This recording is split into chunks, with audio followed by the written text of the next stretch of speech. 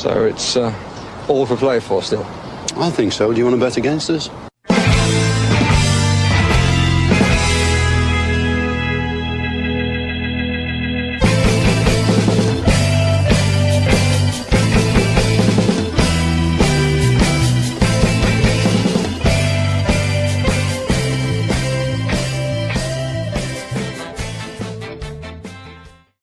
Hello, Aston Villa fans, and welcome to For the Love of Paul McGrath podcast, where Aston Villa are now third in the league, pending obviously what Chelsea and Arsenal do later on today. But Aston Villa win in Villa Park against Wolves, a game that not a lot of people will be writing a lot of songs or poetry about, but maybe they might write songs and poetry about the winner that gave Aston Villa the 3 points, and that being an absolute cracker from Boubacar Kamara from outside the box, and who said that scoring from outside the box was unsustainable. Aston Villa now have 9 goals from outside the box, and Wolves only scored 7 goals so far this season. So it's proving very fruitful, this shoot on sight policy from Aston Villa. Apologies everyone as I just bring this over here. Just need to keep an eye on my activity monitor so that I don't start lagging here. But yeah, Aston Villa 1, Wolves 0. Job done, really. Wasn't pretty at times. Wolves obviously having the ball in the back of the net. Emi Martinez having to make 3 brilliant saves. Wasn't exactly what I had in my bingo card, but Aston Villa adjusted really well, I thought, specifically in the second half. I suppose let's take it. Let's try and take it chronologically if we can. So Villa obviously started with Malin up top, Buendia to the left, John McGinn to the right, and Morgan Rogers through the centre. I don't think it worked in the first half, and I'm going. The reason I want to watch it back, but my initial thoughts are I don't think it worked, and not just because it was just because of the way that we played and we found it difficult to fashion chances. I think if Unai Emery had his time back, he wouldn't have started Emi Buendia. And I thought he might have come off at half time, but he came off with like 7 minutes into the second half. And just because, while Buendia did find 1 or 2 pockets of space in the middle of the field and was able to carry that ball forward, when he was out in that left-hand side, they basically just ganged up on him. And, one of the things that goes against Emi Buendia is his small stature. And when something like that happens, and then he starts to give away free kicks because he gets annoyed at that happening to him. It happens to all us small fellas, we're punchy, all us small fellas. But he got annoyed, and I thought that the game kind of after about 20 minutes, I was like, yeah, I don't think this one's going to be one for Buendia. Malin as well, I don't think held his position in the centre when he played centre forward. There was absolutely no opportunity to have the ball stick to him up there at all. And look, that's not his game, so I think that's absolutely fine. It's not a criticism of him. But the reason I bring that up is because of Aston Villa's adaptability.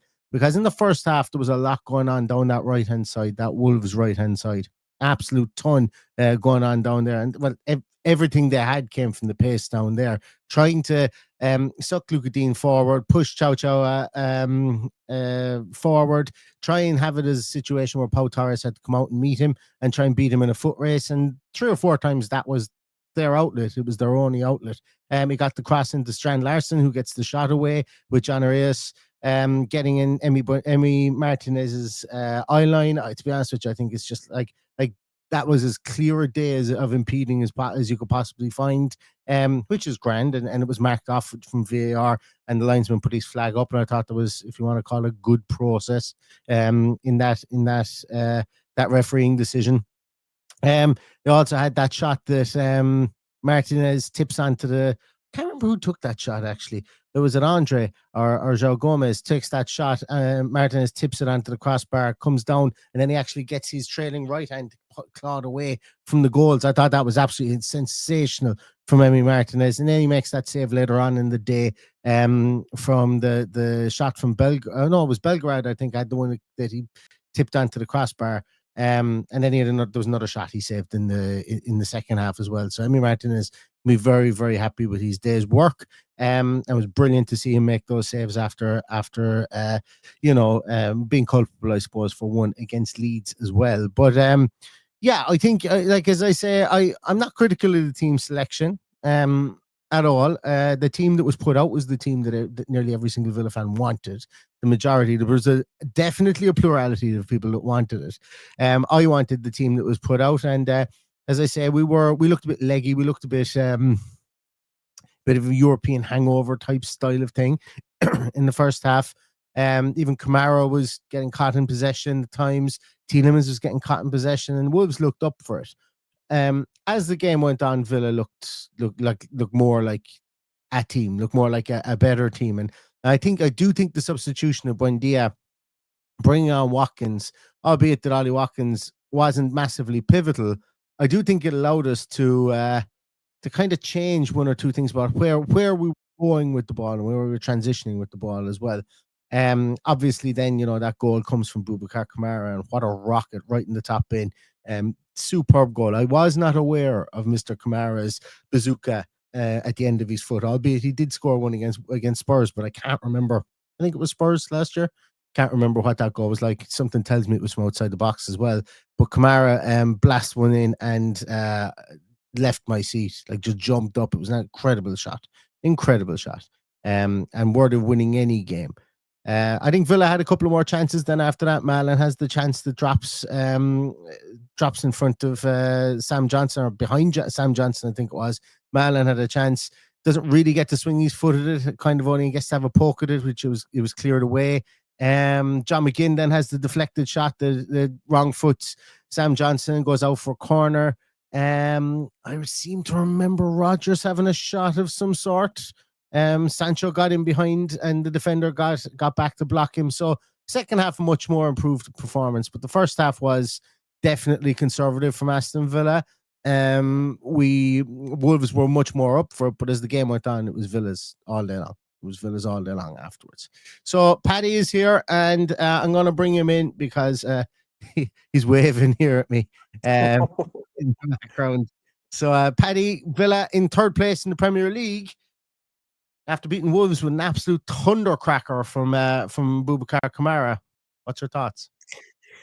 Well, look, I'm not going to go back on what I said beforehand. We just needed to win the game.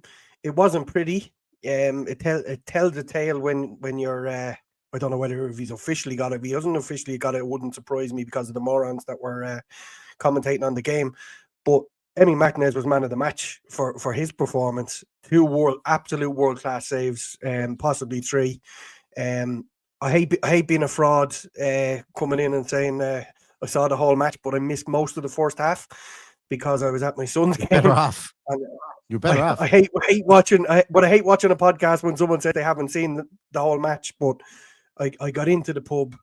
Got to see all the highlights that they showed at halftime because we weren't worthy of having people in the studio, obviously, for Sky Sports. Or we weren't worthy to having an impartial commentator either. But other than that, the result was largely eked out by underperformance, we'd have to say. But 3 points is 3 points, no matter what way you look at it. Absolutely. And look, I genuinely don't care about underperformance in a game like that. Like, as we said, the Derby day, we said this, I think, in the pre-match, does the rule book get torn up in a Derby day? And I think for large portions of that first half, I think it was. Wolves looked hungry. They kept possession of the ball, which is something they haven't done very well so far this year. They were getting on top of Tielemans. They're getting on top of Kamara. They made Emi Buendia's life a nightmare out there. They were just basically chipping balls in to allow Roadrunner, Speedy Gonzalez on that right-hand side to get down, and they were getting him one-on-one with Pau Torres at least twice, if not 3 times in that first half. And, that was their game plan. So, like, Villa have no right to win derby games, but we look at me watch me calling it a derby game after spending the last 3 days saying it isn't. But you know what I mean? It's a game we won, and like, I don't think many people are going to remember the performance in that game. Just like if Villa get Champions League at the end of the year, I don't think many people are going to remember the Leeds game either. No. And that's just the way it goes. And the only time they will be remembered is the next time we get into a sticky patch. And that's just the way football fandom is. They go, oh, I saw this happening against Wolves and against Leeds. I called it. I said Villa were shit and they were frauds. Blah, blah, blah. And that's just the way football fandom goes. But, if the outcome at the end of it is Villa win, Villa get 3 points. I think Villa have now won 8 out of their last 9. That's bloody bonkers. Well, it is 8 out of the last 9 because we have 24 points. That's bloody bonkers form. And to win bad and to win ugly is as much like that's as much a hallmark of the Alex Ferguson period at Manchester United as absolutely anything. It's even more of a hallmark than overlapping fullbacks, which was literally the only tactic he had. Yeah, and look, it's one that you draw a line under and move on. But there was some questionable performances that we need to worry about and we need to improve on. We'll take it, but we've got to trust that the Maestro will work on this, because Wednesday is going to be a completely different story altogether. You say we've no right to turn up and win the game. I think by our form versus their form, despite the fact there's a new manager in there, we deserve to win it. We were lucky that there was someone standing in front of Emi Martinez in the first half, or else that goal would have stood. How we expected to get away with it when it obviously fucking hit him as well. It's clear as day. It's teaching tape for impeding, like it has to be, Yeah. But then again, nothing surprises me. Haven't seen the one that they gave again to Liverpool in previous weeks. And what did you think of the VAR check for the 2-footed tackle? I think it's one of those ones, like in real time, I had no problem with it. When I saw the first replay, I didn't really I went, yeah, it's bad, but is it a red card? And then I kind of had a chat with myself, and I was kind of going, yeah, but there's players being sent off for that. Curtis Jones, I think, was sent off for that recently as well. Yeah. But then the devil and the angel, the other side of me was kind of going, but this is exactly kind of almost what's wrong with VAR, because like we see it in rugby now. It's gone full circle in rugby. They're overthinking things and finding reasons not to send players off now in rugby because it's slowed down and it's frame by frame so much now. And I think it could have gone either way. I'm not spitting fire that it wasn't a red. I could have definitely seen it was a red. I could definitely see why it's a yellow. But for me, it was like it's a red based on what we've seen. But I'm not sure I would like one of my players. I wouldn't like one of my players to get sent off for something like that. Yeah. So that's kind of where my head lies with it. They set the bar, as you say. That's exactly it. Yeah. The Curtis Jones ones, and they just there's no consistency in what they're doing. For me, it wasn't the red card in that the danger levels were low, and I think he got the right call. But you can be sure that if this was West Ham and Liverpool earlier today, a West Ham player would have been sent off for it. I've no doubt in my mind that that's the way the cookie crumbles these days. So I was just a little bit annoyed that he was brought to the screen for it and then nothing to come of it other than a yellow card. But it's he doesn't attempt to play the ball. He goes in off his feet. He lands on the player. By the letter of the law, it's probably a red card. But me being less of a dinosaur than Don Goodman, would say that it was borderline, but not a red card for me. Yeah, I don't. Yeah, I don't. This is a great one. When Wellington says he wasn't out of control, I don't think he was out of control. As I said, I don't. He's not out of control. He doesn't land on the player. He lands on the player, so he's out of control. That's true. Me. But I think it wasn't. I don't think he was reckless. No, it wasn't reckless. But players with the blades that they wear these days end up with a broken metatarsal. Yeah, definitely. Very, very easily. So for that reason, 100%. He was out of control. It wasn't one of those where his feet are up in the air and he's aiming it at a leg and he's out of control. But when you go to put your foot down and block something in the way he did, you can't be standing on someone's toe like that. But anyway. I didn't actually think that the referee. Well, look, I did think it because I've seen it happen already. But my body still kind of recoils when the referee turned on and said, "It's foul play, yellow card only." And my kind of body recoils, and I'm kind of going, "How can you give a yellow card for VAR intervention?" And obviously it's new enough that ability to be able to do that when the referee speaks you through it. But I'm not sure I agree with that either. Being able to go back like 10, 12 phases of play until the ball goes out, be called over to it. I'm not sure. I'm not sure I agree with that either. But look, it is what it is. It is what it is. Yellow card. I think we can all agree is probably somewhere along the line the right thing to do. You mentioned Don Goodman there. I put out a tweet and I said, having Don Goodman, who is a lovely man, Okay, let's be honest ourselves. Really well spoken. Every time I see him, and it's not Wolves and Villa, comes across as a nice. As I don't know anything about his personal history. Cue somebody tell me that something awful happened to him or whatever. Comes across to me as a nice man. But why put him in a position to be co-coms on Aston Villa versus Wolves, who he scored 33 league goals for and played over 130 games over a 4-year period? Like, why put him in that position? Like, who in Sky is going, hey Don, do you fancy 500 quid to do or 700 quid or 800 quid, whatever it is, to do comms? Who am I doing it on? Wolves and Villa. Should I really be doing fucking Wolves, considering that I scored 33? Yeah, go on, listen, give me the cash. Yeah, I'll go and do it.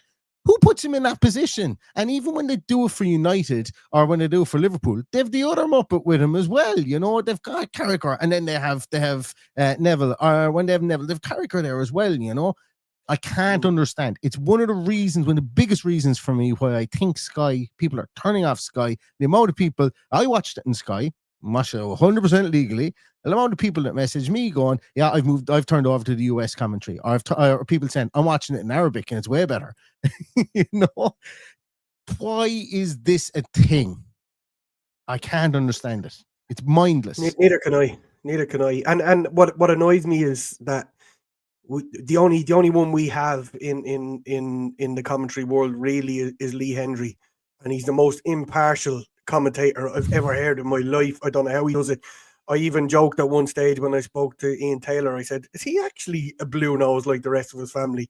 Because he always seems to go in on us when we're playing or agree when we 50-50s go against us and stuff like that. So anyway, it's just very hard. Stephen Warnock was doing the US commentary, and somebody was very complimentary of him. But then again, I'm not saying I want a Villa person or I want a Wolves person on. That's exactly the game you have Andy Hinchcliffe, and then we all give out about Andy Hinchcliffe, and both sets of fans think he's useless. That is the game to have Andy Hinchcliffe, not Don Goodman. Look, we're all different. Everybody gives out about Lucy Ward, and I happen to think that Lucy Ward is one of the most impartial and on the money co-coms that you could possibly have. But the same the other night, fucking Robbie Savage on TNT Sports doing a Villa game. Give me a break, read the room, look around you. People are torn. The only thing I can think of for Robbie Savage was TNT were like, it's a Thursday night game. It'll elicit some social media traffic. That's the only thing I could think of for that. No, he was fine, but it's still Robbie Savage. That is the red rag to the bull. Even 30 years on. Everything he says. Any bit of negativity that comes out with it's just going to be scrutinised. But that's it. Anyway, here we are talking about commentators when we're third in the league, having beaten our most local rivals, let's say, within geographical distance. There's over 500 people in here watching. If any of you are going to work tomorrow and your workplace is full of Wolves fans, enjoy, sir. Enjoy, ladies. Whoever's in there, enjoy it and give it to them, because they don't think twice about giving it to us. So I hope they have a great day and work tomorrow and enjoy that we're third in the league. And should Arsenal win, we will remain third in the league tonight. But I'm quite happy to be up there and knocking about with the big boys, even though I want Chelsea to win and go ahead of us tonight, just to keep Arsenal in check. And when we beat them twice this month, we'll go ahead of them. Hopefully that would be good. That would definitely be good. I had something to say there. I can't remember what it is, but there is something I do want to say. I want to say thanks a million to Anne O'Grady. Thank you so much, Anne. No need for that. Thank you. Really, really appreciate that. And just very simply up the Villa. And that man there with his thumbs up, I'm sure in your avatar, Mr. Mings, I'm sure he's going to be absolutely delighted with that. Some bit away, I think, what was it, Unai Emery said he's about 2 months away from returning. Seems like it was a bad hammer injury. So it looks like we're not going to see him till maybe end of January after the transfer window. So, interesting one. And great to see this man back after 2 months. I want to give David Winter a big shout out. I was sitting in Manchester Airport on my way home last Sunday, and he came up behind me and tipped me on the shoulder, and we sat and had a good chat. He was after being at a gig in Sheffield and was making his way back to Ireland, and it was great to have a chat with him, and thanks for the point. Yeah. I think one negative we didn't talk about here, it's a slight negative, I think, is I was disappointed to see Ross Barkley go off, clutching his knee. Looked like it was a knee injury. You know, the man can't catch a break. He's been a willing soldier in the last 15 minutes. I was delighted. Like I was like turned 73 minutes. I went, any minute now, here comes Ross Barkley. And like clockwork, 74th and change, he comes on. And then he's down after 6 minutes, you know, and I didn't want to see that because, you know, at 30 years of age, you start picking up these recurring knee injuries, recurring hamstring injuries, whatever, you know. And with Ross Barkley, something like that gets checked out in the field, you find out that it's a 7, 8, 10 weeker, you know, not shortly afterwards with Ross Barkley, unfortunately. So I feel really bad for him because he's been a real positive, you know. We don't win that game against what game did we win? Did he win the free kick against Leeds? We don't win that game against Leeds. If Ross Barkley doesn't get on the end of that ball and win the free kick from Morgan Rogers. So like he's become a rotational player for Unai Emery. Unai Emery really trusts him, and it looks like hopefully he won't be out for long. Hopefully it was just precautionary. But I don't, you know, I want to know what the story is with him. I want to know if he is badly injured and how long he'd be out. And I feel bad for him. I really, really do. Genuinely, I've gone full circle. When he left us the last time, I wasn't too bothered. I thought his attitude was poor. But I think since he's come back to the club, he's grown up an awful lot, and I really wished him well. And I really hope that this is, you know, he got a jar of the knee, obviously, or contact to the knee. It was hard to tell. I hope it's just a precaution that they take him off and just get it checked out and get a scan tomorrow, and hopefully it's not too bad, because he's a great player to have in reserve. He's a great finisher to have, and look, we'll miss having that fresh legs to come in and see out games if it is anything more than just a precaution. So best wishes to him. I hope it goes well, and I hope we see him back very, very soon. Yeah, me too. I echo that too. You mentioned. Go for it. I don't know if you mentioned it before I came on, but there's one particular challenge I want to draw everyone's attention to, and it was the challenge of the day, and that was Pau Torres. Pau Torres and Larson at the back post. What a tackle! Oh my God! Just to get that little nick on the ball, took it off his toe. God knows what we would be looking at this stage, because it was 0-0 at that stage. So, did you see Martinez's face afterwards? Martinez had the whole great, like that face afterwards, brilliant. Yeah. So, like, that's it. That just shows the amount of chances. We talked about the 3 or 4 saves that Demi Martinez made, and also that Pau Torres challenge was absolutely world class. Just to get enough to take it backwards off the toe of the incoming striker was magic. So, hats off to him. I completely forgot at halftime I put a bet on Aston Villa to win 1-0, and I'm just after getting a notification saying there that it came in. That's nice. Yeah, nice. Considering I'm going out to watch the NFL now, directly after this. Lovely. You mentioned about you mentioned Emi Martinez that you would have given him man of the match. I think a definite close second, if not actual man of the match, is John McGinn. Like some of the workhorse, like what a workhorse he is. What a workhorse he is.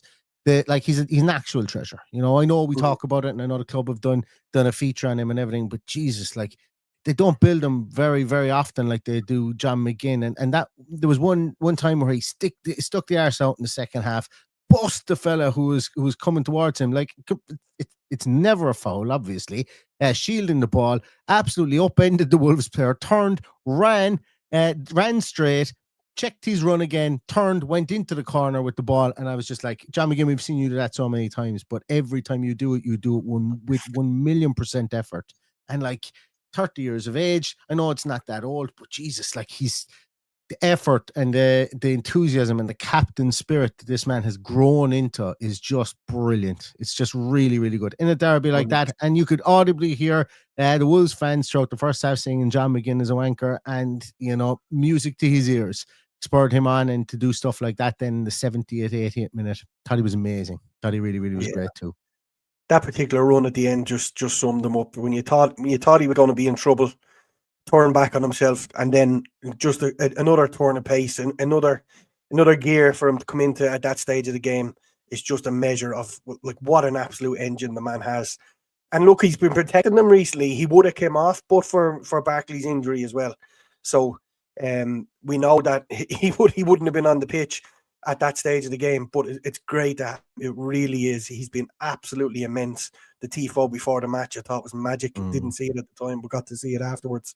but absolutely brilliant. Top man. He's been this month. I think this month in particular, he's really shown his worth, and he's undoubtedly our player of the month. But narrowly beaten by Martinez today, because without him today, we don't win the game. Simple as that. I think so. Paul, thank you so much, Paul. Paul says, and this is actually something I was going to bring up.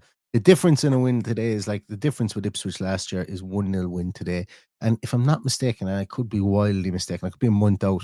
Was it around this time of the year that we played Ipswich last year? Or was it maybe, it was like a couple of weeks ago that we played them, but we were in the throes of the Ipswich, the Bournemouth, the Nottingham Forest games, if I'm not mistaken, I which I could be, because time is a continuous circle, and when you've got two small kids under the age of 5, time is constant and it's never ending pain in the back of your brain.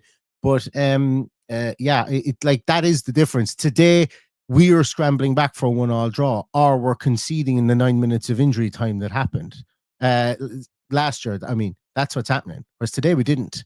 And today we get our 3 points, and today we get to march on and look at these. And look, there will be games here coming up that we will grab points from. Like everyone's talking, like us particularly, but on Sky they were talking about, tough run of fixtures. There are games there we will win, because that's what Unai Emery does. There are probably games that we might lose to Brighton, and then we might beat might beat Arsenal, United, and West Ham, and Chelsea and West Ham. You know, like I can't remember we playing Chelsea, but you know, that's the run that we will pick up points that we will all be going, oh Jesus, after that loss, I think Villa are going to lose again, and then what do we do? It's just get batten down the hatches and get the January transfer window. But we get through these things, we get through these things under Unai Emery. We get streaky under Unai Emery, as I said, Unai streaky. And it's a great trait to be able to have. Is it sustainable? I would say yes, because we're 3 years doing it. So he figures things out, he gets things going, then he hits a blip, he figures it out again, and he gets things going again, So it's like we call him the professor, but we might as well call him the mechanic. When the engine starts to blow black smoke, he comes around, he fixes it, and he keeps it running again for a couple of weeks. And then when it blows black smoke, he fixes it and keeps it running again. And that's beautiful. That's a brilliant way to manage a football club. It's great for fans as well. Great for fans because we get to win like 7-8 games in a row, which is fantastic. I think me, like most people, would prefer to be looking into the run of fixtures we have now than be looking into us playing Bournemouth, Wolves, Burnley. I think we rise to the occasion. And I think it will be a very important. It's now the most important month in our season. If we are sitting in the top 4 by the time we finish off against Chelsea and Arsenal again at the end of the month and head into that Forest game on the 3rd of January, we are looking at Champions League football next year. If we're in that position, I truly believe it. So it's in our hands, in our grasps. I personally want Chelsea to win today, just to keep everything tight at the top, keep everything competitive. I think a Chelsea win today rattles Arsenal ahead of next week as well. I think they'll be rattled anyway because they hate playing Unai Emery. So I've envy for people who will get there on next Saturday. I can't go myself, but I will be there at Man United in 3 weeks' time, and hopefully by that stage we'll have a win against Brighton, Arsenal, and West Ham under our belt. And who knows, maybe we'll be top of the tree at Christmas. You never know. We've got to be positive. Wouldn't it be brilliant to make up for 2 years ago? Right, everybody, I'm going to leave it at that. There's going to be tons of Villa pods coming online now. There's probably some on already. Go watch them all, as always. Give them all your love. Also, I just want to give a little shout out to something that, there's a lot of Villa creators out there.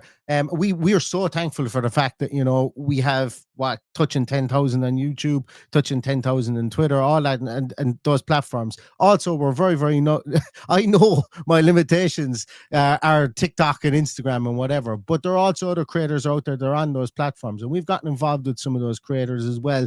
Number one, to give me a route up the hole to start doing things on TikTok, but it will be under the guise of the whole hub as well. So have a look out on that. If you do use TikTok, if you are a TikTok user, that's or something Instagram. That you can take our Instagram user, you can take a look at that as well. It's just another way of trying to spread the news of Aston Villa, as I say, and to try and I'm not going to say help out other content creators or anything like that, because that's not I don't see us as big enough to be able to do that if that is the case. But it's I just want to get to know everyone who follows Aston Villa or that creates content in Aston Villa, and there can never be too many of us. So go out and trawl all those spaces. Go look at the guys from every week we follow. We had Gary on the podcast as well. They're in the preview. All the rest of the guys are going to have their stuff out as well, and you'll be seeing us do collaborations with a lot more Aston Villa fans as well. We'll be helping out with that as well. It may not have podcasts, and we've got some really interesting viewpoints, insights, and so on to come along as well. Because sometimes myself and Paddy won't be able to make the podcast, and also sometimes our views get stale. We know that. And to try and freshen it up sometimes with getting other voices as well is exactly what Villa fandom should be about, and what I suppose generating an opinion should be about as well. So we're going to try and do that as much as we possibly can. But as always, we will be here together most of the times as much as we possibly can. It's not like anyone's leaving or anything like that, so don't worry. But yeah, the whole tub, you'll probably find it on. Well, you will definitely find it on TikTok currently. If you want to go and give that an old follow. If that is the way that you are persuaded, you'll see some great people on that as well. So that's going to do it. Thanks so much, everybody. Stay safe, stay healthy. I'm going for pints. And as always, up the Villa. Up the Villa.